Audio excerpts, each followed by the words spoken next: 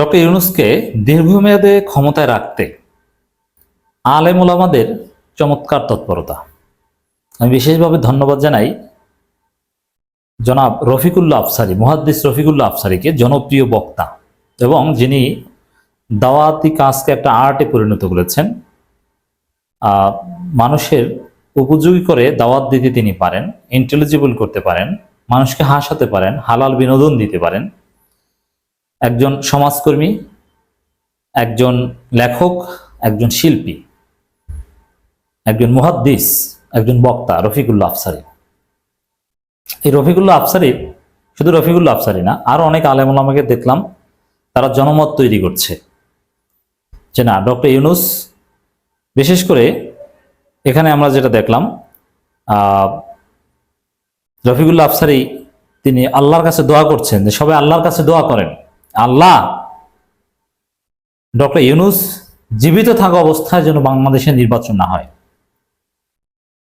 কারণ ডক্টর ইউনূস বাংলাদেশের জন্য আল্লাহর রহমত। ডক্টর ইউনূসের যেতে যোগ্য কেউ নাই।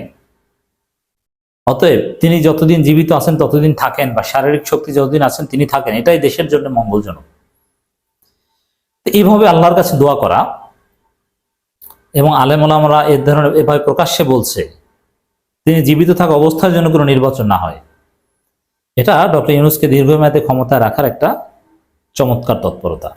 এছাড়া আহলে হাদিস নেতা জনাব আব্দুর রাজ্জাক বিন ইউসুফের ছেলে জনাব আব্দুল্লাহ বিন আব্দুর রাজ্জাক তিনিও বলছেন যে ডক্টর ইউনূস আছেন এটা ইসলামিক সিস্টেমে, এটাই ঠিক আছে, যোগ্য নেতা এসেছে, এটাই ইসলামিক সিস্টেম, নির্বাচন দরকার নেই।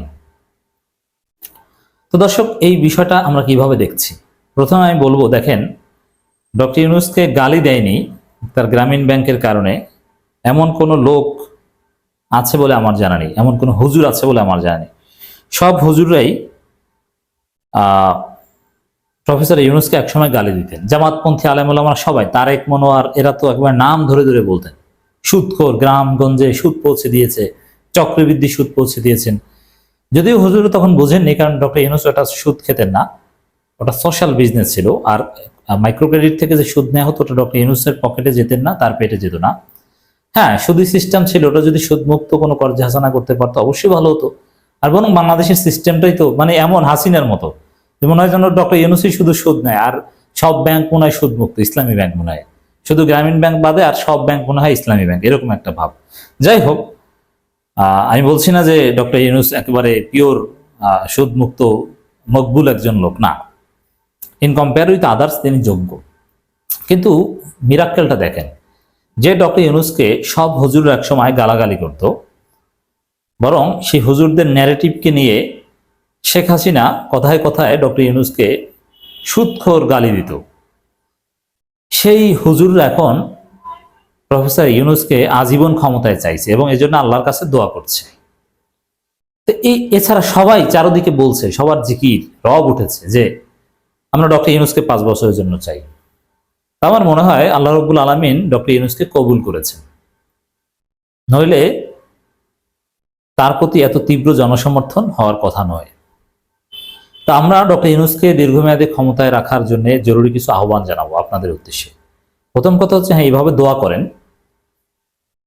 ডক্টর ইউনূস 5 বছর থাকতে পারলে বাংলাদেশ সিঙ্গাপুর হয়ে যাবে। অতএব ডক্টর ইউনূসকে দরকার, আল্লাহর কাছে দোয়া করেন, যেভাবেই হোক না কেন, নির্বাচিত সরকারের প্রধানমন্ত্রী হোক আর জাতীয় সরকার গঠন করে হোক, ডক্টর ইউনূস যেন হেড অফ দি স্টেট হিসেবে, হেড অফ দি গভর্নমেন্ট হিসেবে থাকেন, এই দোয়া করবেন, এই আহ্বান আমি জানাই। রফিকুল্লাহ আফসারীর এই দোয়াকে আমি অ্যাপ্রিসিয়েট করছি। এছাড়া আব্দুল্লাহ বিন আব্দুর রাজ্জাক যে যুক্তি দিয়েছেন ওটাকেও আমি অ্যাপ্রিসিয়েট করছি। দেখেন, এখানে একটা সহজ বিষয় বুঝুন,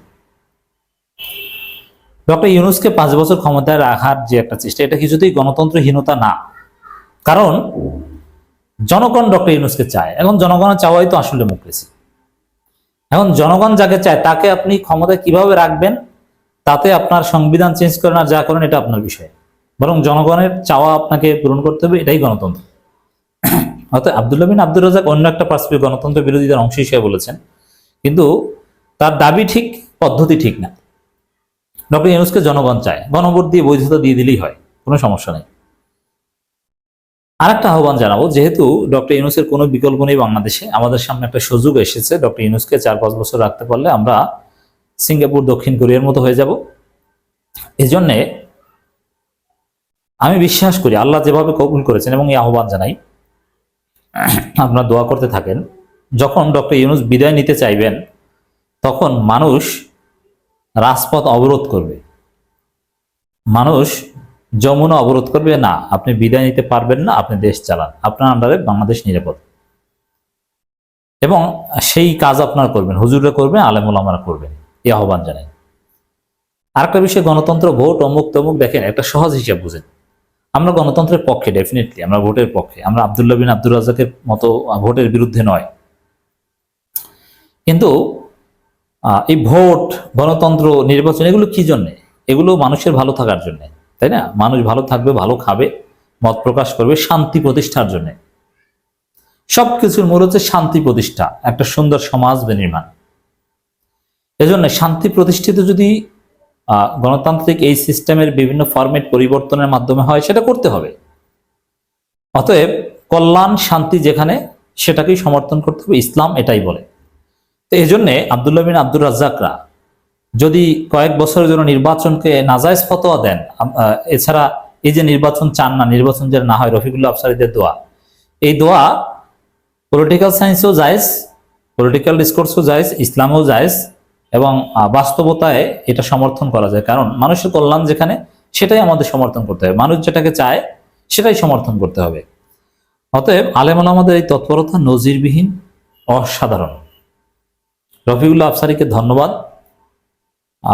বরং আহলে হাদিস বা অন্যান্য সবাই যদি এভাবে বলে যে না, নির্বাচন হোক, সংস্কার শেষে ডক্টর ইউনূসকে 5 বছর চাই, আমরা এটার পক্ষে জনমত তৈরি করতে চাই। আর জনমত তৈরিতে আলেম ওলামারা সবচেয়ে গুরুত্বপূর্ণ ভূমিকা পালন করতে পারবেন। আর এটাই বাস্তবতা, আলেম ওলামারাই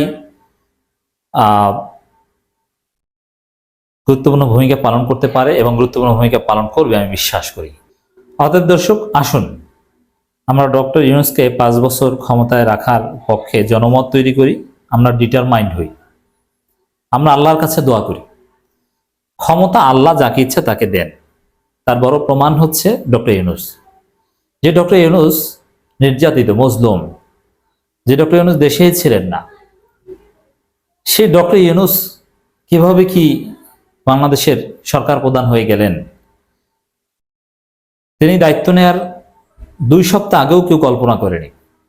আমরা 1 আগস্ট থেকে চিন্তা ভাবনা করছি, তার আগে কেউ করেনি।